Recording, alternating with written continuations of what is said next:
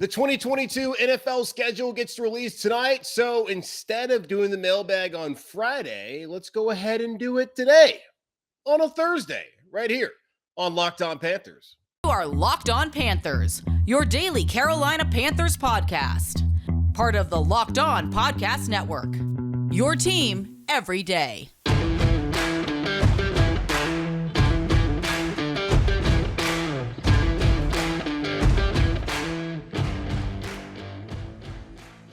Welcome into another edition of the Locked On Panthers podcast, a part of the Locked On Podcast Network. I'm your host, as always, Julian Council, talking Carolina Panthers with you every Monday through Friday, your team every day. Make sure to watch the show and subscribe to the show on YouTube, which is very important because today is Thursday, where I'm doing the weekly mailbag instead of on Friday because the NFL schedule gets released around 8 o'clock tonight. I know there's a bunch of real leaks, a bunch of fake leaks that are going on currently, but tonight on the Locked On Panthers YouTube channel, I will be going live to react to the actual dates. We already know the schedule. We just don't know when the games are going to be played. So we'll talk about that, break down the first half, second half, some of the toughest stretches the Panthers might have. We have no idea how it's going to happen because the NFL kind of, a lot of turnover. Teams that were good last year aren't great. It's meant for every team to go 500. But either way, we'll talk about the schedule and our reactions. Well, really my reactions and your reactions as we have the live chat. So make sure to subscribe to the show on YouTube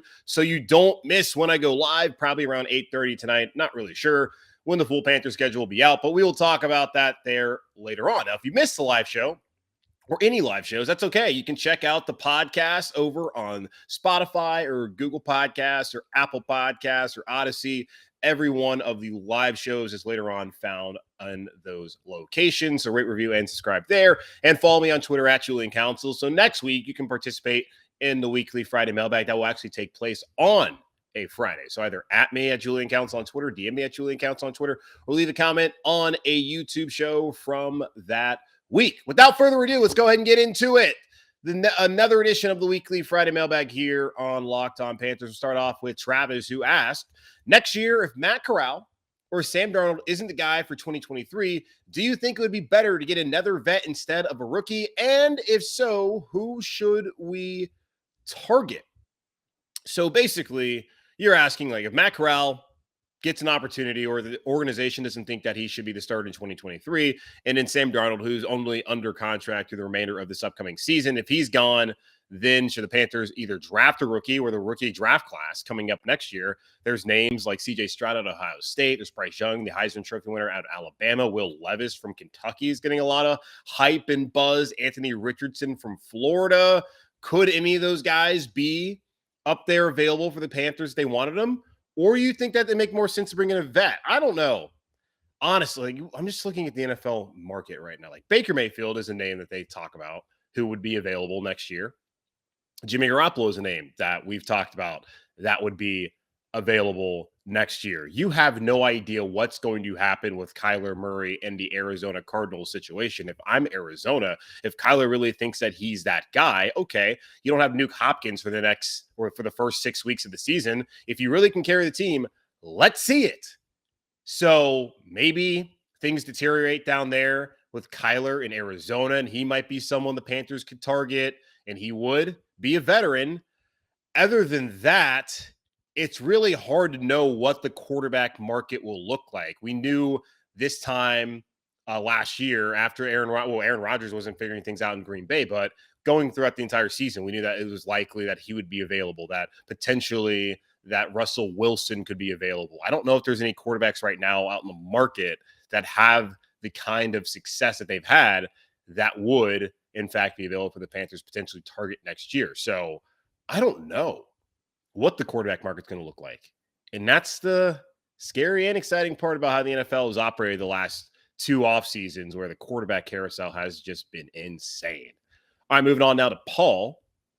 Said, hey, Julian. Hey, Paul. My question is it smart to bring back James Bradberry? I saw the news on Monday of him being cut. He's only 28 and is still a good corner.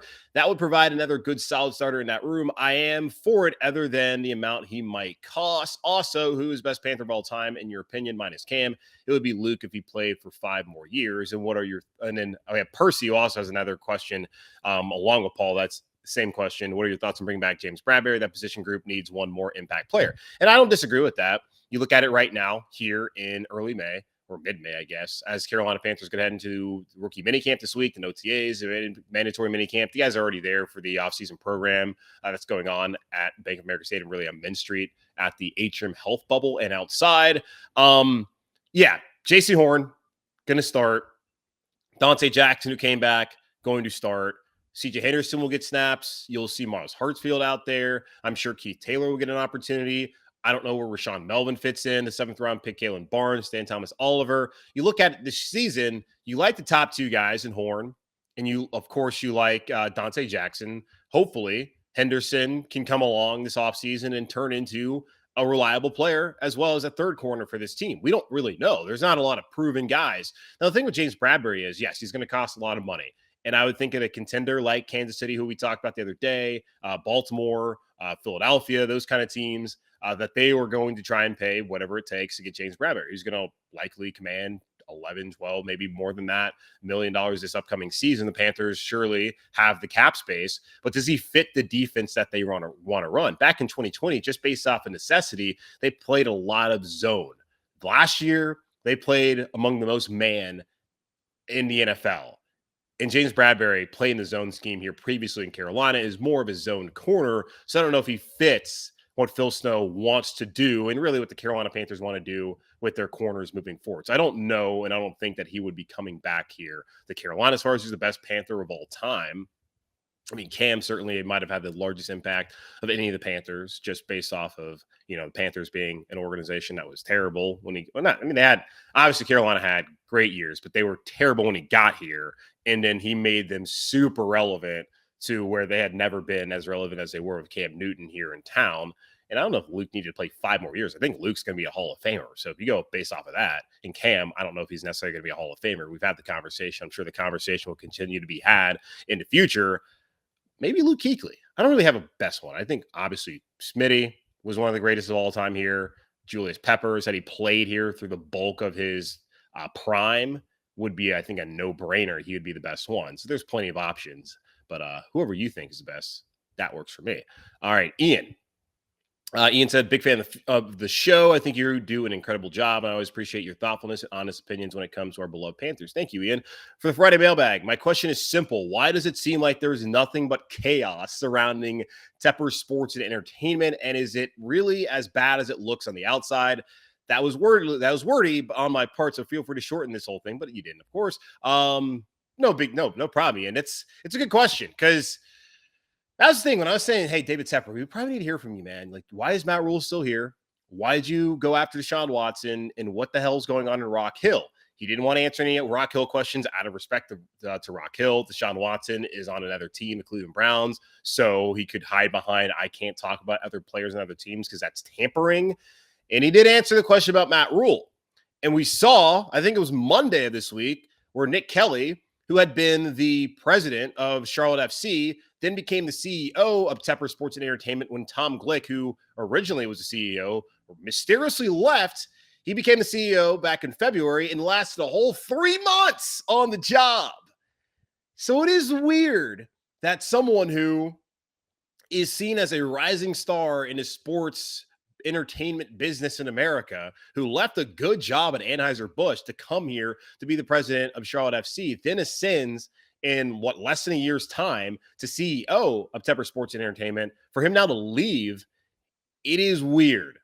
You wonder, maybe is he the fall guy for the Rock Hill deal? I don't see how that could be possible. It was Rock Hill's fault from everything I read from Eric Spanberg of the Charlotte Business Journal that things didn't get worked out as far as issuing the bonds. Yes, David Tepper has the money to do it, but they had an agreement and things changed in the pandemic and they have not come to an agreement right now. I do think at the end of the day, it will get worked out because Rock Hill doesn't want that stain and David Tepper owns the land and can't just leave a half-built structure sitting there to be an eyesore for folks who drive around that area. Like, just get it done. They will, but it is not great for them to lose Glick, who was instrumental in bringing the MLS here and had those prior soccer relationships, and now to lose Nick Kelly, who also has a fine reputation in his own right. As far as next candidates, I don't see why anyone would want to take this job when you see what's happened with the last two guys who, hey, it came out that Kelly stepped down on his own merit, wanted to do it himself. I don't know what really happened. Maybe we'll find out, but we have not found out anything as far as it goes to Tom Glick. So it is weird what's going on with Tepper Sports and Entertainment. It doesn't help that the Panthers have been a mess. Now, they look like they're heading in the right direction as far as team building. We'll see what happens at quarterback and, of course, this upcoming season. And Charlotte FC has had success so far in their inaugural season in MLS. But really, what the hell is going on there over on Mint Street? I don't know. All right, let's take a quick pause and I'll answer more of your questions here on this Thursday edition of the Weekly Friday Mailbag on Locked On Panthers. This episode of Locked On Panthers is brought to you by Rock Auto. With the ever-increasing numbers of makes and models, it's now impossible for your local chain auto parts store to stock all the parts you need. Wide or often pointless or seemingly intimidating questioning and wait while the person behind the counter orders the parts on their computer, choosing the only brand their warehouse happens to carry. You have computers have access to rockauto.com at home and in your pocket. I'm talking about your smartphone, folks. Save time and money when using Rock Auto. Rock Auto is a family business serving do-it-yourselfers for over 20 years. Rock Auto prices are reliably low for every customer. They have everything you need, from brake parts, tail lamps, motor oil, and even new carpet. Go explore their easy-to-use website today to find a solution to your auto parts needs. Go to rockauto.com right now and see all the parts available for your car or truck. Right, Locked On in their How Did You Hear About Us box to know we sent you. Amazing selection, reliably low prices, all the parts your car will ever need. rockauto.com. All right, back to your questions here on this edition of the Weekly Friday Mailbag on a Thursday, because Friday's show will be tonight's live show as I react to the schedule release. The schedule is already out. We'll see the dates and, most importantly, when Panthers play on Thursday and when their bye week is. What 2 Sundays do I have off? That's my main concern. Either way, we'll get into it and we'll break it down later live here on the Locked On Panthers YouTube channel. That's why you need to click the subscribe button right down there so you don't miss it. And you can always check it out later on your favorite podcast platform. Moving on, Jake says, or he asks, should the Panthers trade for Baker anymore, or should they have drafted Evan Neal over Ike Ekwonu? I'll start with the second question. The Carolina Panthers, as we all know, had the entire offensive board available to them at 6th overall. A year ago, they had the entire defensive board available to them at 8th overall, and they took J.C. Horn. This year, they took Ike Ekwonu.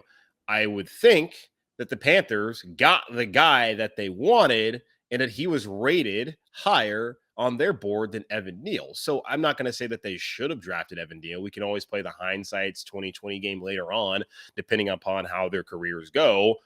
But Ike Ekwonu, coming out of the combine, there was talks that he should be the number 1 pick, or he might be the best player in this draft, and the Panthers got him at 6.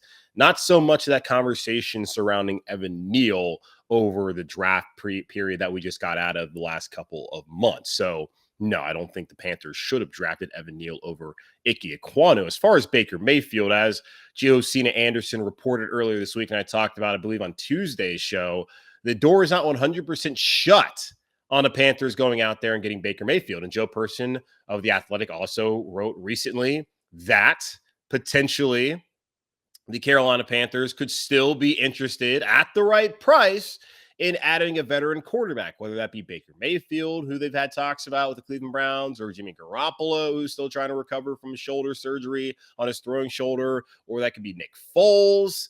They are still going to look. I think for the Carolina Panthers, what they want to do is do their due diligence and see what Matt Corral looks like, what Sam Darnold looks like throughout OTAs and mandatory minicamp. And if they don't like what they see, similar to what I've said about San Francisco, if they don't like what they see in Trey Lance, then they might want to move towards trying to trade for Baker or trade for Garoppolo, even though those guys would be coming in later on in the process and would not have been here through the initial installation of Ben McAdoo's offense. So I don't think that they should necessarily trade for Baker, but if they are truly all about going slow with Matt Corral, he's not a competition to Sam Darnold, and Sam Darnold needs someone to push him this upcoming, or this leading into the season. And from everything they've talked about, Corral's not really being brought here to do that this year, and we know PJ Walker isn't going to push him, so who can? Maybe that could be Baker. All right, moving on now to Brad. Do you think Matt Corral will become the starter at some point this season? If you go after the last 4 seasons of Sam Darnold's career, really the only 4 seasons of his career, he's never played a full 16-game or 17-game season. So Sam Darnold's going to miss time. We've seen that PJ Walker can come in and can help you win a game. when called upon to be the starting quarterback. The defensive performances against Detroit in 2020 and then last year on the road at Arizona have absolutely aided in his ability to help them win. He's turned the football over 3 times in those wins, but he is 2-0 as a starting quarterback in the National Football League. And I know how a lot of people out there love the QB win stats. He's done his job, and I appreciate that about PJ Walker. Now, the question is, will PJ Walker even be the backup quarterback this season, or will he be beaten out by Matt Corral? I don't know. We'll see what happens over the next couple of months here in Carolina as we lead into the 2022 season. I would say if PJ's on the roster and they carry 3 quarterbacks, meaning Sam Darnold, PJ Walker, and Matt Corral, I would think that we probably would see PJ Walker start before we saw Matt Corral. It also depends on at what point in the season we're at. If it's early on, I'd say it would be PJ. If it's later on, and it might be Matt Corral, if they think he's ready. They're not going to just throw him out there like a couple years ago with an old staff where they threw, and that was Perry Fuel, who was the interim after they fired Ron Rivera when Will Grier started the final 2 weeks of the season at Indianapolis at home against New Orleans, and we saw how that worked out. Now, expectations are completely different for Corral than they were from Will Grier. Now, some people thought Will Grier was going to be the guy who usurped the throne from Cam Newton, and as we saw, that did not happen, and that was never going to happen. So maybe Matt Corral will start at some point this season. I'm not going to go out and say a definitive yes or no at this point in time. Oh, yeah, Vietnam 26. Remember, guys, let me know what your real name is. No handles. But he asked, what do coaches look for in position battles? How do they make the decision of who starts or not? Could Corral force the staff to start him similar to what Wilson did to Matt Flynn in Seattle? So I think you're really wondering like what they look for in a position battle at quarterback. Well, clearly grasping the offense will be important when it comes to this quarterback battle. Like Sam Darnold, he's sitting there. He's been in NFL offenses before. He knows how to retain that knowledge. Matt Corral, obviously smart guy. He's going to have a little bit longer of a learning period trying to figure out how to exactly operate the NFL offense and understand the speed of the game. It's being caught up with that. It's also leadership. Who are the guys that the team follows? You get in that huddle.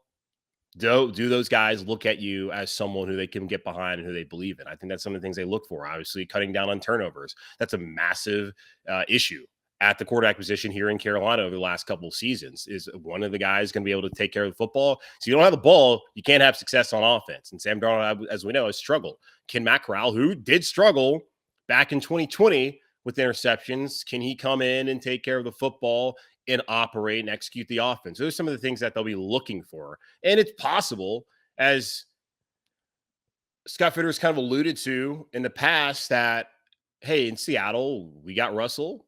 And, Russ won the job, and then we ran with him. And it's important to get your own guy and develop him. I don't think Seattle thought when they signed Matt Flynn and drafted Russell Wilson that Russell would come out and win the starting job. I don't know if Carolina thinks that with Sam Darnold here, who they plan on being their starter right now, that they drafted Matt Corral and he's going to come in and win the starting job. I don't think that's their plan, but it's very possible that could happen. That Matt Corral comes in, is the best option for the Panthers. And he's obviously young. He's the guy they drafted, and they decide, yeah, he's our starter. It could happen. I don't think that would necessarily surprise me. I don't think that's going to happen per se. But hey, Darnold. We've seen how he's played. So if Matt Corral shows that promise, then why not? All right, Matthew, he asked, how many wins does Matt Rhule need to save his job? And if he's fired, who are we looking at to replace him? Okay, I think we're a little bit too early as far as who we're looking at to replace Matt Rhule. Let's get into the season, and then we can maybe answer that better, because you never really know. Like, I'm sure like Bieniemy, who re-signed again in Kansas City for 1 year, he'll be someone that we'll talk about. Maybe someone off of McVay's staff, like Raheem Morris, but he's a defensive guy. They brought Liam Cohen over, who spent time previously with Kentucky and had been with Sean McVay prior to that. That will be a name that will be talked about. We'll see what happens to the Jets. Mike LaFleur, who's their OC. Those are just throw it out there. Those are kind of names that maybe might be out on the coaching market this upcoming season. I would also think like Leslie Frazier up in Buffalo. He'll get another look. Byron Leftwich, he'll be a name. So those are some names I'm just thinking off the top of my head that might be talked about in the coaching carousel next year, depending upon how many jobs are available, of course. As far as wins, I don't know. mean, if Matt Rhule wins 10 or 11 games, you would probably think that he's going to keep his job. And that should be enough in a 17-game schedule to get the Panthers, especially in the NFC, in the way the NFC is looking right now. It's not as much of a bloodbath on paper as the AFC heading to 2022. That I would think if he wins 11 games, like I would think, yeah, he's probably going to be here in 2023. Same thing with 10 games. I would think he's probably going to be here in 2023. But you need context, and that's really what's important. And if David Tepper really thinks everything's heading in the right direction, which I would say a 10 or 11 win season would likely point to that, but maybe not. All right, another quick pause, and then I'll answer the rest of your questions here on this Thursday edition of the Weekly Friday Mailbag on Locked On Panthers. Our partners at BetOnline continue to be the number one source for all your betting needs and sports info. Find all the latest odds, news, and sports developments, including this year's NBA playoffs, Stanley Cup playoffs, Major League Baseball scores, fights, and even next season's NFL futures. BetOnline is your continued source for all your sports wagering information, from live betting to playoffs, esports, and more. Head to the website today or use your mobile device to learn more about the trends and action. BetOnline, where the game starts. Okay, a few more questions here on this Thursday edition of the Weekly Friday Mailbag. Let's go to Alex, who asks, which offseason addition other than Icky do you think will make the biggest impact next season? Well, I'm going to say on the offensive line, and I'm going to say Austin Corbett. And it's going to be both him and Bradley Bozeman. I just think what they've done with the offensive line to give either Darnold or Walker or Matt Corral an honest chance coming up here in 2022, I think that was massive. They set out to do that, and they've done it. And I applaud Scott Fitterer for what he did in free agency with Corbett and with Bozeman, and what he did, of course, with the 6th overall pick, and not thinking too hard and just saying, hey, you know what? Let's get Ike Ekwonu. Let's break the wheel there at left tackle. So I would say that Corbett and Bozeman, the combination of those two guys on the interior of the offensive line, will have a major impact for the Carolina Panthers here in 2022. All right. Andrew said, hey, Julian, hope you're doing well. Doing well, Andrew. Thank you. I hope the same for you. Should we go ahead and release Damian Wilson at this point? And can we save cap space by doing so? Seems like we could get Dante Hightower, as they saw Mike linebacker. The linebacker and defensive line still has me concerned. It sucks because Wilson looks like he would be an awesome addition. All right, let's go to our good old friend Spot Track. Let's go ahead and Google there and find what Damian Wilson's schedule or his contract is. I don't think getting rid of Damian Wilson is going to have any positive impact for the Carolina Panthers as far as cap space. And remember, guys, the cap space, like his out is after this year. So if they were to cut him right now, they save $65,000. Oh, sorry. Never mind. They save $20,000. And they get dead cap of $2.1 million this year and $1 million next year. So no, there's no cutting him is not going to help them financially at all. He doesn't have a huge contract anyway. It's not like he's taking up a ton of cap space as is, but it's an ongoing legal matter. And the Carolina Panthers should do their due diligence, let the league do what they have to do as far as the personal conduct policy, and let the investigation down there in Frisco, Texas, go on and find out what the details are and whether he's guilty or not. If he's innocent, then of course let him play. But no, at this point in time, as it's ongoing, like, are we going to cut Shi Smith? No, let's wait, let the law play out and see what happens, and potentially he'll be out there for Carolina. But right now, no, don't cut him. Yes, you can look at guys like Dante Hightower. I think that the middle linebacker depth is kind of lacking right now for Carolina. So we have to see what happens right now with that. So he was a good player last year. I don't think you want to bail on a guy who was a good player last season right now before everything has worked out there at the justice system. Final question this week. Ethan, he asked, do you think we would feel better about quarterback if we got Willis? Do you think we could still draft a quarterback next year as well? Will Rhule be our coach next year? Will Cam be back? A lot of questions there. Will Cam be back? I would think probably not at this point. Will Rhule be our coach next year? I would probably say maybe. I don't know. David Tepper did bring up the whole, when I brought Matt here, we talked about, 5 years, which that was news. Maybe it'll be 6. We'll see. So I don't know. He's done a lot with the coaching staff. Fitterer's done a great job with the roster building. It really just comes down to, can the quarterback win enough games to help Matt Rhule keep his job in 2023? Don't have a ton of confidence in Sam Darnold, although I think he'll be better. And of course, I don't have a ton of confidence in PJ Walker or Matt Corral at this point in time to think that those guys have a major enough impact at that position this season to save his job. So I'm probably like 70%. He's probably gonna get fired. 30% will be back. We'll see.